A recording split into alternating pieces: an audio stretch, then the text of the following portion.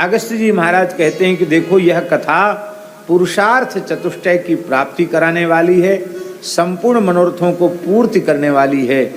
सैकड़ों हजारों कल्प व्यतीत हो चुके थे, महाप्रलय हो चुका था और पुनः जब भगवान के नाभि कमल से ब्रह्मा जी का प्रादुर्भाव हुआ और ब्रह्मा जी को भगवान की आज्ञा हुई कि तुम सृष्टि का विस्तार करो, कहते उस समय 24,000 निष्पाप ऋषियों के सहित भगवान की स्तुति श्री ब्रह्मा जी ने की। उस स्तुति के श्रवण मात्र से संपूर्ण कामनाएं पूर्ण हो जाती हैं।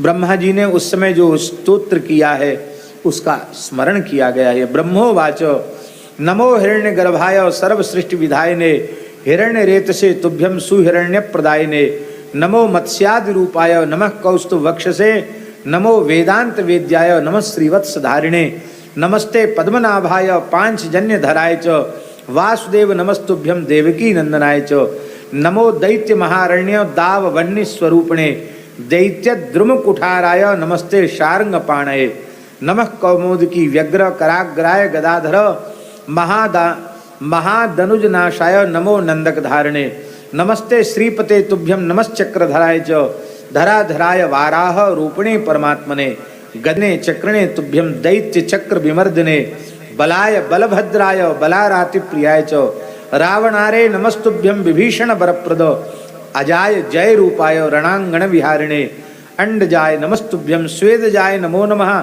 जरायुज स्वरूपाय नमः उद्भिज रूपिणे। ये श्लोक गुरुजी बड़ा विलक्षण है। ब्रह्मा जी भगवान के अवतारों का स्मरण करके कहते हैं कि हे भगवान अंडजाय नमस्तुभ्यम, जितने अंडज प्राणी हैं वो भी आप ही हैं, अंडज रूप आपको प्रणाम है। स्वेदजाय नमो नमः, श्वेद से उत्पन्न होने वाले श्वेदज प्राणी भी आप ही हैं और जरायु माने जेर से उत्पन्न होने वाले प्राणी भी आप ही हैं और पृथ्वी स्फोड़ कर वृक्षादि उत्पन्न होने वाले जो उद्भिज प्राणी हैं वो भी आप ही हैं।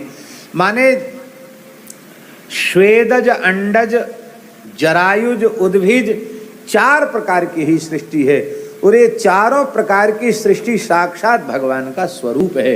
ये बात ब्रह्मा जी विशेष कह रहे हैं। नमस्ते परमानंद धनुजेंद्र शूदनो नमो गोपाल रूपाय वेणुवादन कारिणे, बंसी बजाने वाले गोपाल रूप आपको प्रणव। सर्वेशाम च ऋषिकाणाम ईशत्वम परमेश्वर ऋषिकेशेति विख्यातो यः सर्वत्र संस्थितः, संपूर्ण इंद्रियों के अधीश्वर होने से आपका नाम ऋषिकेश है। आपके चरणों में हम प्रणाम करते हैं। भगवान प्रकट हो गए और भगवान ने प्रकट होकर के कहा कि जो हे ब्रह्मा जी, तुम्हारे द्वारा की गई इस पवित्र स्तुति के द्वारा जो हमारा स्तवन करेगा, प्रातः मध्याह्न सायं तीनों काल की संध्या के समय इसका पाठ करेगा, उसके सारे पाप नष्ट हो जाएंगे। उसके घर को छोड़कर लक्ष्मी जी कहीं नहीं जाएंगी।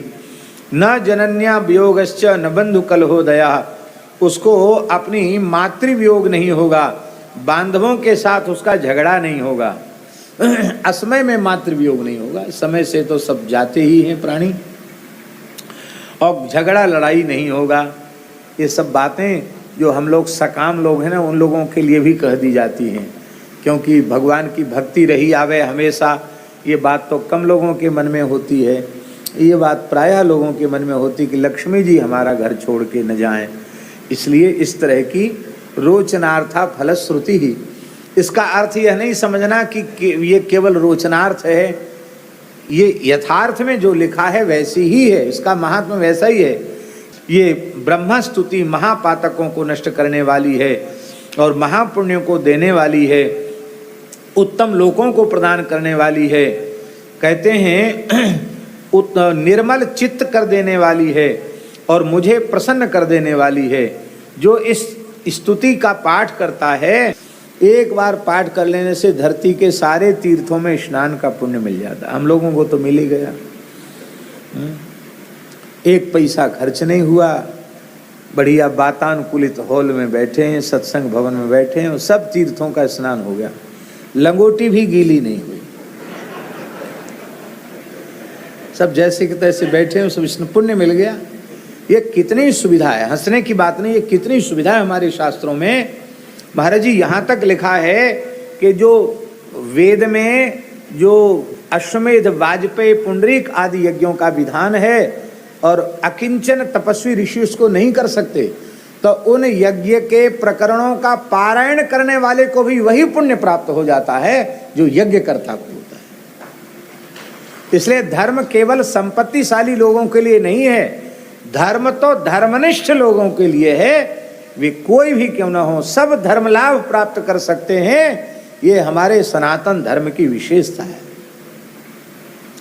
प्रत्येक जीव के परम कल्याण का निश्चय करने वाला यदि कोई पवित्र धर्म है तो वह वैदिक सनातन धर्म ही है, इसके अतिरिक्त दूसरा कोई नहीं है।